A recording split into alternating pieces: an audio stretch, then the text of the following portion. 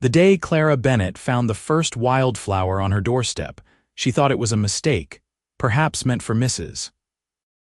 Holloway next door, who actually had suitors calling on her. But when she picked up the delicate yellow bloom with morning dew still clinging to its petals, she felt something shift in her chest like the first crack in a frozen river come springtime. It was March of 1884 in Prescott, Arizona Territory, and Clara had been living alone in the small house her father left her for nearly 2 years since his passing. At 23 years old, she had resigned herself to spinsterhood, spending her days working as a seamstress and her evenings reading by lamplight, content enough in her solitude even if sometimes the silence felt like a weight pressing against her ribs. The town of Prescott sat nestled in the high country, surrounded by pine forests and rocky hills, a place where miners and ranchers and cowboys all crossed paths on Montezuma Street, where the saloons stayed busy, and the general store always smelled of coffee and leather. She placed the flower in a glass of water on her kitchen table and went about her day, but the image of it stayed with her while she hemmed Mrs. Patterson's Sunday dress and took in the waist of a traveling merchant's vest. That evening she found herself looking at the flower more than her book, wondering who might have left it, though she convinced herself it truly had been a mistake and tomorrow there would be nothing. But the next morning, when she opened her door to sweep the porch, there were 3 more wildflowers lying across her threshold. Purple lupines this time, their distinctive shape unmistakable. Clara looked up and down the street, but the early morning was quiet except for the sound of a rooster crowing somewhere nearby and the distant clang of the blacksmith, already at work. Her heart began to beat faster, a sensation she had almost forgotten, and she gathered the flowers quickly, glancing around once more before retreating inside. The third morning brought Indian paintbrush, brilliant red-orange blooms that seemed to hold fire within them. The fourth morning, more lupines mixed with white yarrow. By the end of the first week, Clara had 5 glasses lined up on her table, each holding different wildflowers, and she had taken to waking earlier, hoping to catch a glimpse of her mysterious benefactor. She positioned herself by the window in the pre-dawn darkness, watching, but saw no one. Whoever was leaving the flowers moved like a ghost, silent and unseen. "You have an admirer," her friend Sarah Collins said when she stopped by one afternoon and saw the collection. Sarah was a year younger than Clara, married to the owner of the feed store, and she had been trying to match Clara with every available man in Prescott since her husband's business partner's cousin's friend passed through town 2 summers ago. "I do not know who it is," Clara admitted, feeling her cheeks warm. "They never leave a note." "Well, that is the romance of it," Sarah said, touching one of the lupine blooms gently. "Someone is thinking of you every single morning. Someone is walking out into the hills before dawn to pick these for you." The thought made Clara's stomach flutter in a way she found both pleasant and terrifying. She had been courted once, when she was 19, by a bank clerk who talked more about interest rates than anything else, and who eventually married a woman in Phoenix with a substantial inheritance. Since then, there had been no one, and Clara had convinced herself she preferred it that way, that love was a complication she could live without. But the flowers kept coming. By mid-April, Clara had begun pressing some of them in her heavy Bible, preserving them between the pages, while others she left in water until they faded. She found herself smiling more, humming while she worked, and even Mrs. Patterson commented that she seemed lighter somehow, as though a burden had been lifted from her shoulders. It was on a Tuesday morning in late April when Clara finally saw him. She had given up her early morning vigils, accepting that whoever left the flowers did not want to be seen. But on this particular morning, she woke earlier than usual from a dream she could not quite remember. The sky was still dark, with just the barest hint of gray on the eastern horizon. She went to her window more from habit than hope and froze. A figure stood on her porch, tall and lean, wearing a worn hat and a long duster coat. He was bending down to place something on her doorstep, moving with a careful quietness that spoke of practice. When he straightened, Clara pressed closer to the window, trying to see his face in the dim light, but the shadows were too deep. He stood there for a moment, looking at her door with what seemed like longing even from a distance, and then he turned to leave. Without thinking, Clara grabbed her shawl and ran to the door, fumbling with the latch in her haste. She flung it open just as the figure reached the bottom of her porch steps. "Wait," she called out, her voice sounding too loud in the quiet morning. "Please wait." The figure stopped, went very still, and then slowly turned around. As he did, the sky brightened just enough for Clara to see his face, and her breath caught in her throat. She knew him. Not well, but she knew him. He was one of the cowboys who worked at the massive Highland Ranch about 5 miles outside of town, a spread that ran thousands of head of cattle across the territory. She had seen him in town before, always quiet, always polite when he tipped his hat to ladies passing by, but they had never spoken beyond a brief greeting. "Ma'am," he said, his voice rough and low like gravel sliding over stone. He pulled his hat from his head, revealing dark hair that needed a trim and eyes that even in the weak light she could see were a striking pale blue. "I apologize for disturbing you." "You have been leaving the flowers," Clara said, clutching her shawl tighter around her shoulders against the morning chill. It was not quite a question. "Yes, ma'am." He did not look away, did not make excuses or seem embarrassed, just met her gaze steadily. "I hope they have not been unwelcome." "No," Clara said quickly, perhaps too quickly, because something that might have been hope flickered across his face. "No, they have been lovely, beautiful. I just did not know who I wondered, and I wanted to thank you." "No thanks needed." He turned his hat in his hands, a nervous gesture that seemed at odds with his otherwise calm demeanor. "I just wanted you to know that someone was thinking of you, that someone sees you."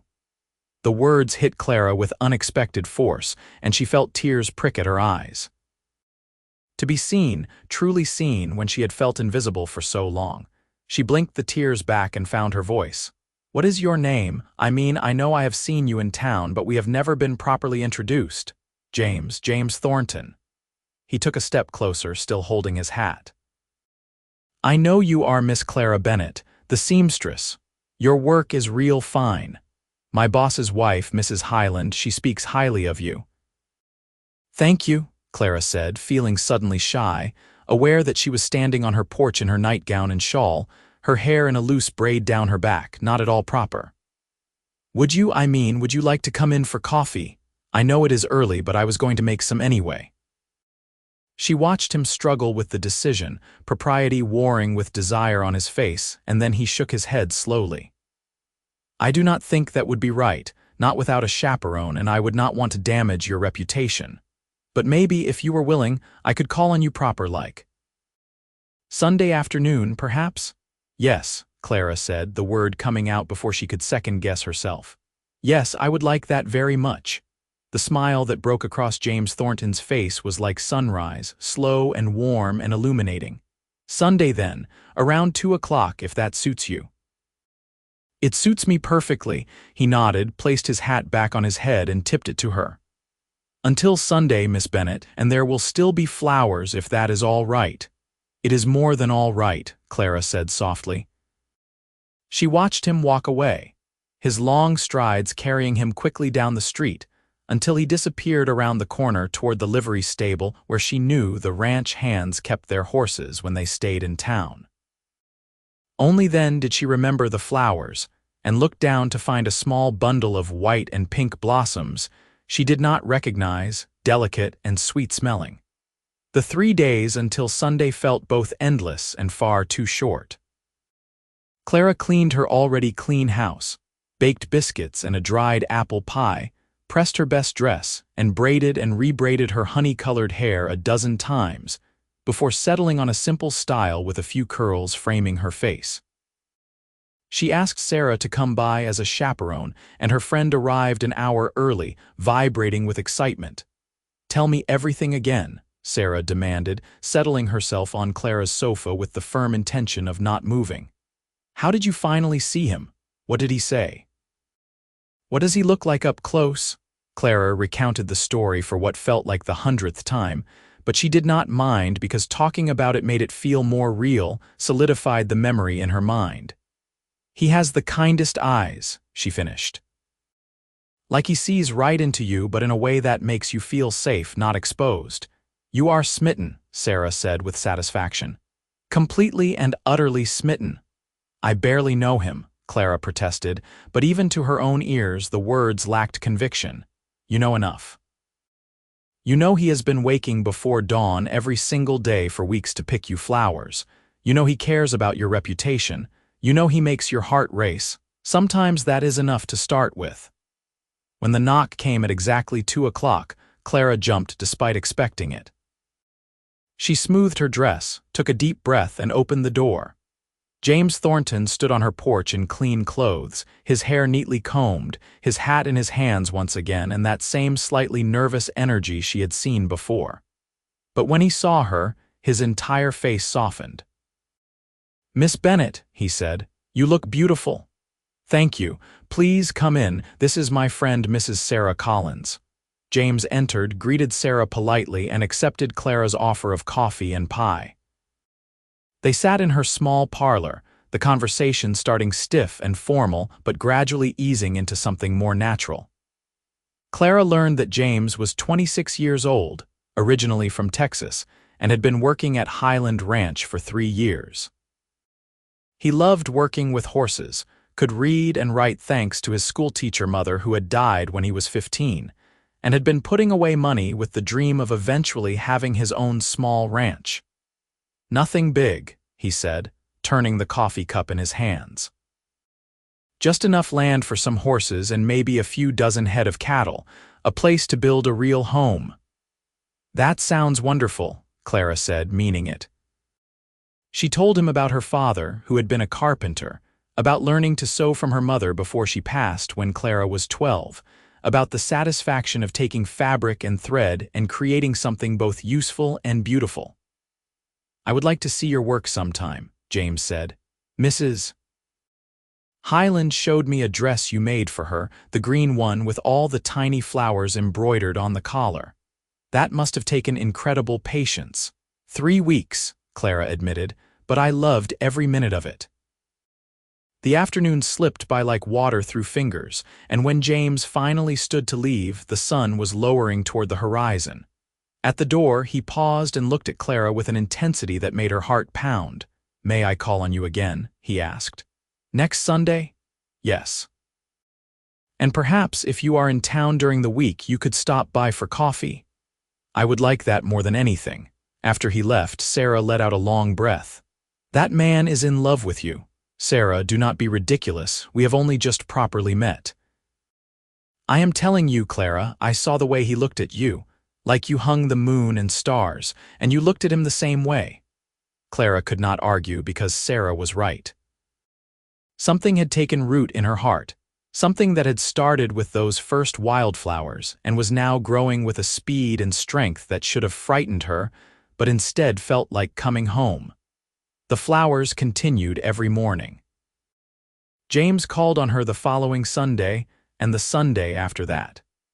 He stopped by on Wednesday evenings when he came into town for supplies, always proper, always respectful, but with each visit the space between them seemed to shrink. They talked about everything and nothing, shared stories and dreams and fears, and Clara found herself falling deeper and deeper into something she could no longer deny was love. By the middle of May, the glasses of flowers had spread throughout Clara's entire house, and she had begun planting some of the hardier specimens in the small patch of dirt in front of her porch. The lupines took root first, their purple blooms brightening the previously bare ground. Then the yarrow, spreading in delicate white clusters. Clara found herself spending her evenings after work tending these plants, watering them carefully, pulling tiny weeds, and feeling a sense of joy and anticipation that was entirely new. "You are making a garden," James observed one Wednesday evening when he arrived to find her kneeling in the dirt, her hands dusty and her face flushed from the exertion. "I suppose I am," Clara said, sitting back on her heels to look up at him. The sun was behind him, creating a halo effect that made her breath catch. I wanted to keep them, to have something permanent from all the mornings you have thought of me. James knelt beside her, not seeming to care about the dirt on his clean trousers. I think about you all the time, Clara. Not just in the mornings. It was the first time he had used her given name without the formal Miss Bennett, and the intimacy of it sent warmth flooding through her. I think about you too, constantly, if I am being honest. Can I be honest with you about something? James asked, his voice low and serious, always. I am not a rich man. I have some savings, but not enough yet for that ranch I talked about. I live in the bunkhouse at Highland Ranch with 10 other cowboys. I work hard and I am loyal and I would never hurt you, but I cannot offer you luxury or an easy life. He paused, swallowed hard. But I can offer you my whole heart if you will have it. I can offer you every morning and every evening all of my devotion and all of my love. I have loved you for months, Clara, since long before I left that first flower. I have loved you since the day I saw you in the general store, being patient with old Mr. Henderson when he could not remember what he came in for, helping him figure it out instead of being annoyed. I loved the kindness in you, and then I loved your smile, and then I loved the way you see beauty in small things. I love you, and I needed you to know. Clara felt tears streaming down her face, but they were good tears, happy tears, the kind that came from feeling so full of emotion that it had to overflow somehow. James, I do not care about money or luxury. I care about you. I love you too. I think I have loved you since that first morning when I saw you standing at my door, looking at it with such tenderness. I love your thoughtfulness and your quiet strength and the way you make me feel like I matter, like I am worth waking up before dawn for. He reached out slowly, giving her time to pull away, and cupped her face in his hands, his thumbs gently wiping away her tears. May I kiss you? Yes, she whispered. His kiss was soft and sweet and filled with restrained passion, a promise of more to come, but nothing improper, nothing that would shame her.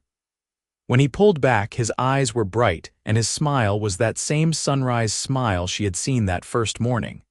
I want to marry you, Clara Bennett. I want to spend the rest of my life leaving you flowers and kissing you and building a life together. But I want to do it right. I want to save a bit more money, find us a proper place to live, and court you the way you deserve to be courted. Would you wait for me? Would you be willing to see where this goes?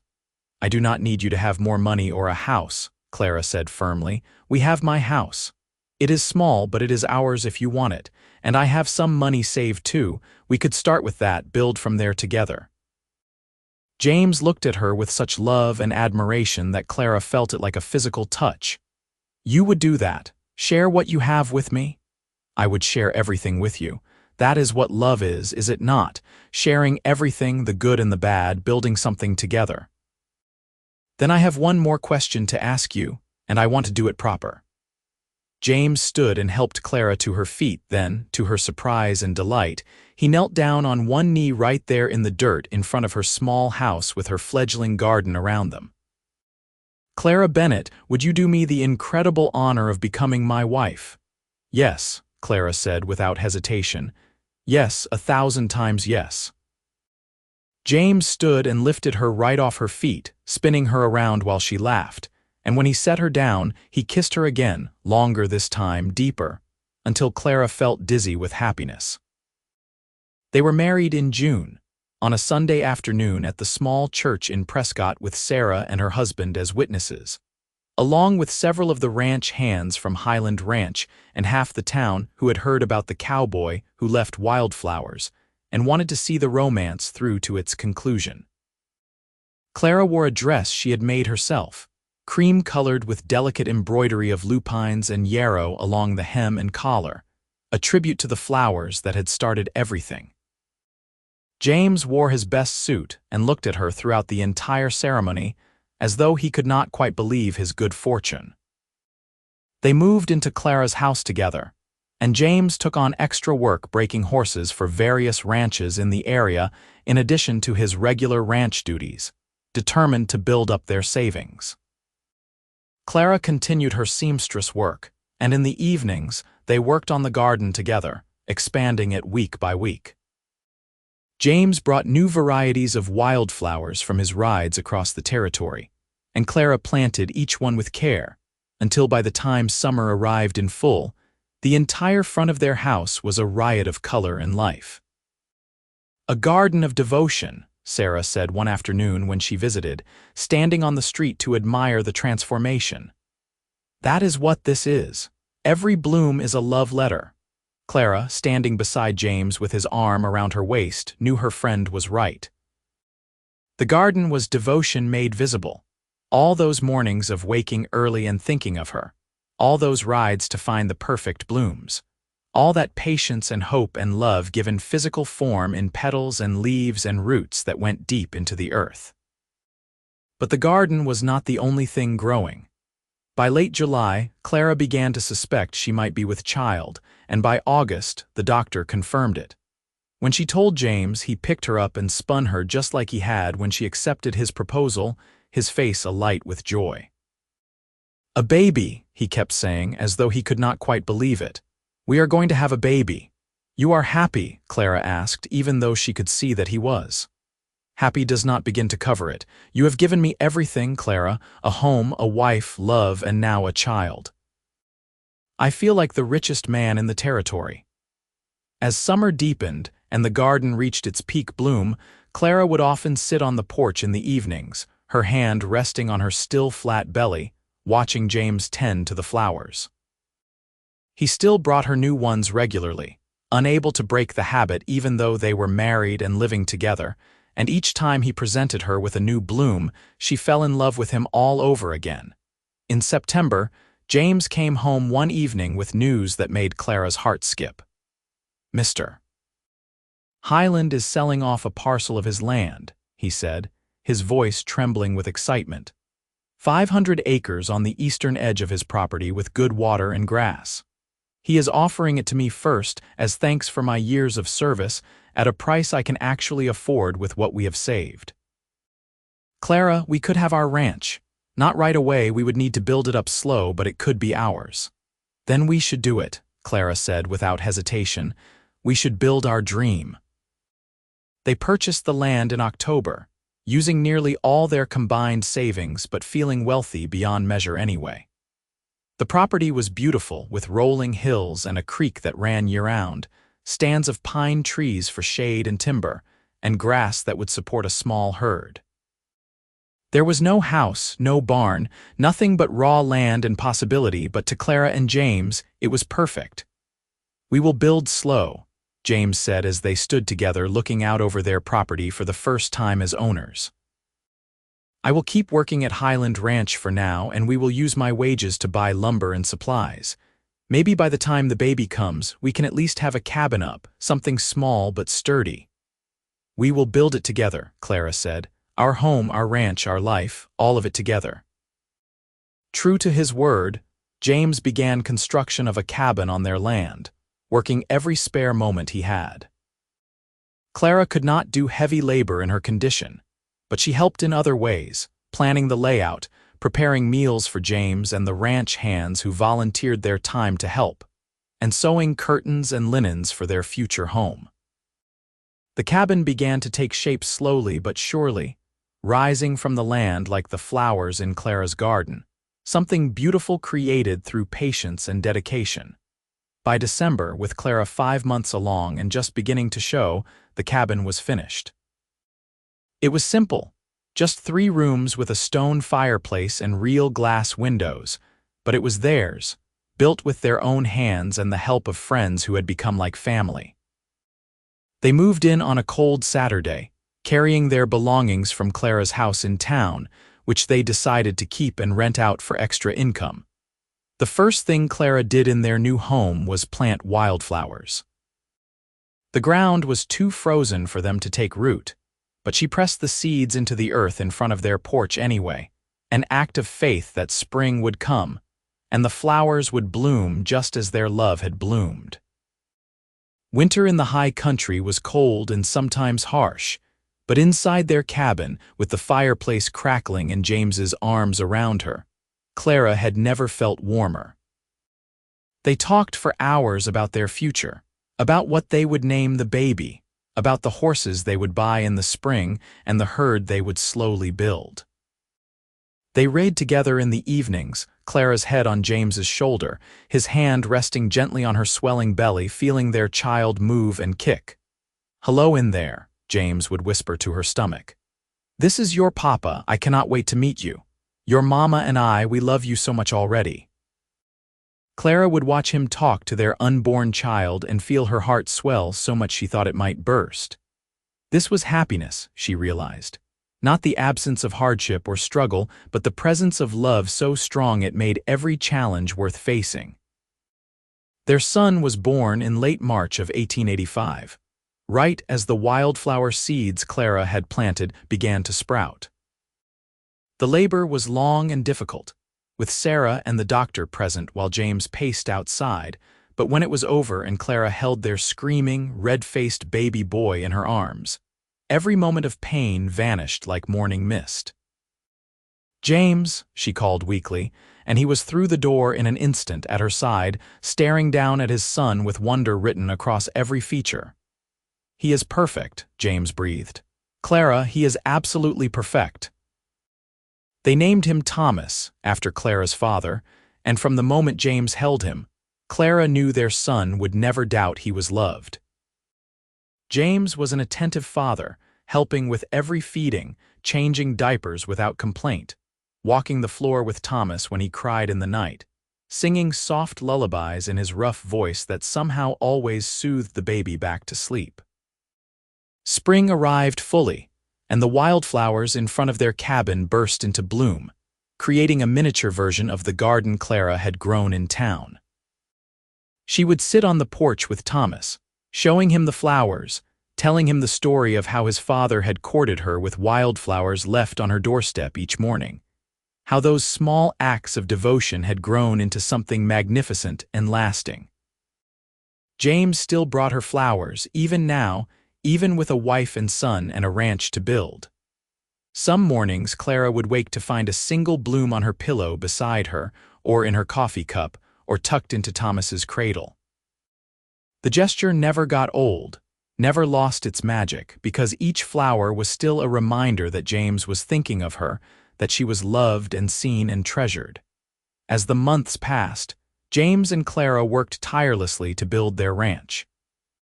They purchased their first horses, 3 mares and a stallion, with plans to breed them and sell the colts. James proved to have an incredible gift for training horses, and word spread quickly about his skill. People came from towns as far as 50 miles away to have him break their horses, and the money allowed them to purchase a small herd of cattle that first summer.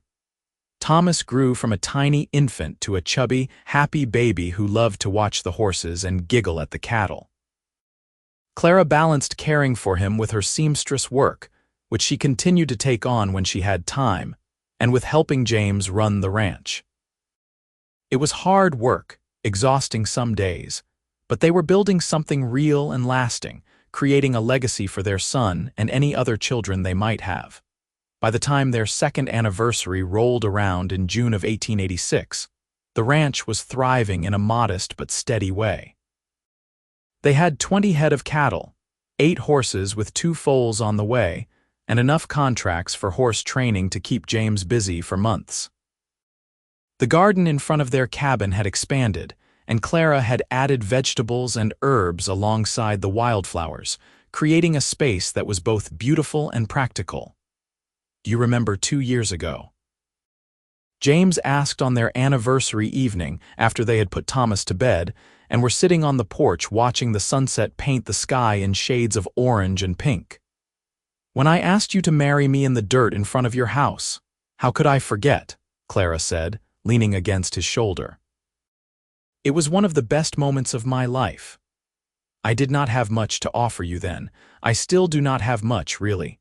But I promise you, Clara, I will spend the rest of my life making sure you never regret saying yes to me." Clara pulled back to look at him, at this man who had given her everything that truly mattered. "James Thornton, I have never regretted it for even a moment. You gave me flowers and love and a life I never dreamed I could have. You gave me a home and a son and a partnership that makes me stronger. You gave me everything." He kissed her then, soft and sweet and filled with 2 years of love and devotion and partnership, and Clara thought about those first wildflowers, those tentative offerings left on her doorstep by a man too shy to show his face. She thought about how those flowers had grown into a garden, and how that garden had grown into this life, this beautiful, messy, perfect life they had built together. 3 years later, in the spring of 1889, Clara stood in front of their cabin, now expanded to 5 rooms with a proper barn and fenced pastures, watching their 4-year-old Thomas chase chickens while their daughter, 2-year-old Rose, toddled after him on unsteady legs. The garden had grown so large it wrapped around the entire cabin, a constant riot of color and life, wildflowers mixed with vegetables and herbs and climbing roses that James had brought her from a catalog, determined to give her flowers that lasted. Their herd had grown to 60 head of cattle, and they had 15 horses with several of James's trained colts fetching premium prices at market. They had paid off the land completely and had money saved for the first time since buying the property. Clara's seamstress work had evolved into a small business, with women from several surrounding towns commissioning dresses and suits, and she had even taken on an apprentice, a young woman from Prescott named Emily who showed real talent with a needle. "Mama, look." Thomas called, holding up a frog he had caught near the creek. "Can we keep him?" "You may keep him for today," Clara called back, "but tonight he goes back to the creek where he belongs." She felt James's arms wrap around her from behind, his chin resting on her shoulder, and she leaned back into his embrace, solid and warm and home. "Happy?" he asked, his voice a rumble she felt as much as heard. "Beyond measure," Clara said honestly. "You, every single day." "Do you know what I was thinking about this morning?" "What?" "That first flower I left on your doorstep, that yellow bloom. I was so nervous you would think it was foolish or that you would not understand what I was trying to say." "What were you trying to say?" Clara asked, even though she thought she knew. "That I saw you, that you mattered. That someone in this world thought you were worth waking up early for, worth walking miles to find the perfect flower for. That you were not invisible, not to me. You were everything, even then." Clara turned in his arms to face him, this man who still brought her flowers, who still looked at her like she hung the moon, who had built a life with her based on small acts of devotion that had grown into something neither of them could have imagined back in that spring of 1884. "You gave me more than flowers, James. You gave me a garden to grow in, room to bloom. You gave me love that makes me brave and strong. You gave me a home and a family and a partnership that sustains me. You gave me everything." "We gave each other everything," James corrected gently. "That is what love is, right? What you told me that day I proposed, sharing everything, building something together." "Yes," Clara agreed. "And look at what we have built." They stood there together, watching their children play in the yard of the home they had created with their own hands, surrounded by the garden that had started with a single wildflower left on a doorstep by a cowboy who did not know how to say what was in his heart, except through offerings of beauty plucked from the wild. That garden had grown beyond anything Clara could have imagined that first morning in March, spreading not just across the ground but through the years, blooming in different forms but always rooted in the same soil of devotion and love. As the sun set over their ranch, painting everything in gold light, Thomas ran up to his parents with a handful of wildflowers clutched in his small fist, offering them to Clara with a gap-toothed grin that was pure James. "For you, Mama," he said. "Papa says you like flowers." Clara took the slightly crushed blooms with tears in her eyes and pulled her son into a hug, then reached for Rose, who had toddled over demanding her own hug. James wrapped his arms around all of them, his family, his world, grown from seeds of love planted in faith and tended with devotion. "I love them," Clara said, looking at James over the heads of their children. "I love all of it, every single bloom." The years continued to unfold like flowers opening to the sun, each season bringing new growth and new challenges and new joys. There were hard years when drought threatened the herd or winter came early and harsh, but Clara and James faced every trial together, their partnership strengthened by mutual respect and deep love that only grew stronger with time. They had 2 more children, another son named Henry in 1891 and a daughter named Iris in 1894, and their home was always full of laughter and love and the sound of children playing. James taught each of their children to ride and to respect the land and the animals they cared for, while Clara taught them to read and to find beauty in small things and to value kindness above all else. The garden Clara had started with those first wildflowers became famous in the territory, a testament to what could grow when love and attention were freely given. People would travel just to see it, to walk among the blooms and hear the story of the cowboy who courted his wife with wildflowers left on her doorstep each morning. And James never stopped leaving her flowers. Some mornings Clara would wake to find them on her pillow, other times in her sewing basket or on the kitchen table, once memorably in her boot. The flowers changed with the seasons and the years, but the message behind them never did. You are loved, you are seen, you matter to me more than anything. On their 10th anniversary, James took Clara back to Prescott, to the small house where he had left those first flowers. They had sold it years ago, but the new owners had maintained Clara's original garden, and it still bloomed each summer with lupines and yarrow and Indian paintbrush. "This is where it started," James said, standing on the street looking at the house. "This is where I decided to take a chance and tell you how I felt, even though I was terrified you would reject me." "I am so glad you took that chance," Clara said, squeezing his hand. "I am so glad you left that first flower, so am I. Best decision I ever made loving you." "It was not a decision," Clara said thoughtfully. "Love is not really a decision, is it? It is more like a garden. You can decide to plant the seeds, to tend the soil, to water and weed and care for it. But the blooming, the actual love itself, that just happens when all the right conditions come together. You gave me the conditions to bloom, James. You gave me the sun and water and rich soil of your devotion, and I could not help but bloom in response." James looked at her with so much love it was almost painful in its intensity. "You have always had a poet's soul, Clara Thornton. That is one of the million things I love about you." They returned home to their ranch, to their children and their animals and their life together, and Clara thought about what she had said about love being like a garden. It was true. Love required tending, required attention and devotion and the willingness to pull weeds when they appeared, and to nurture the delicate shoots of connection until they grew strong enough to withstand storms. She and James had built that kind of love, the kind that lasted because they worked at it every single day in small ways and large, through gestures as simple as a flower left on a doorstep, and as significant as building a life together from nothing but hope and hard work. As the years rolled on into the new century, Clara and James aged together, their hair going gray, their hands becoming rough with work and weather, but their love never diminishing. Their children grew up and made lives of their own, Thomas taking over much of the ranch operations, Rose becoming a teacher, Henry a farrier, and Iris following in her mother's footsteps as a seamstress.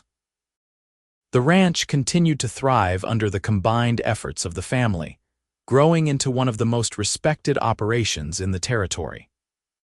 And every morning, without fail, even when they were both well into their 60s and had been married for over 30 years, James Thornton still left his wife a flower. Sometimes it was a wildflower picked from their extensive gardens, sometimes a single bloom from the climbing roses that now covered the entire front of their house, sometimes a sprig of herbs or a particularly beautiful leaf, but always something to say what he had been saying since that first morning in March of 1884. "I see you, I love you, you matter to me." Clara would find each offering and smile, her heart still skipping just a little bit like it had that very first morning, and she would add it to whatever vase or glass or jar she had handy, because she never could bring herself to throw away a single one. The flowers would fade and dry and eventually crumble, but the love behind them remained as fresh and vibrant as ever. On a warm summer evening in 1916, Clara and James sat on the porch of their home, now expanded and modified over the years, but still fundamentally the same cabin they had built together with their own hands over 3 decades earlier. Their grandchildren played in the yard, and the garden bloomed around them in waves of color, and everything smelled like earth and flowers and home. "Do you ever think about what your life might have been like if I had not left those flowers?" James asked, his voice still rough but softened by age. "No," Clara said honestly, "because I cannot imagine any other life but this one. This is the life I was meant to live with you, building this garden and this family and this love. Everything led to those flowers on my doorstep and to you standing there that morning looking at my door with such longing. Everything led to this. I love you, Clara Thornton," James said, taking her hand and raising it to his lips. "I have loved you for over 30 years, and I will love you for whatever time we have left, and I will love you beyond that if there is anything beyond." "I love you too," Clara said.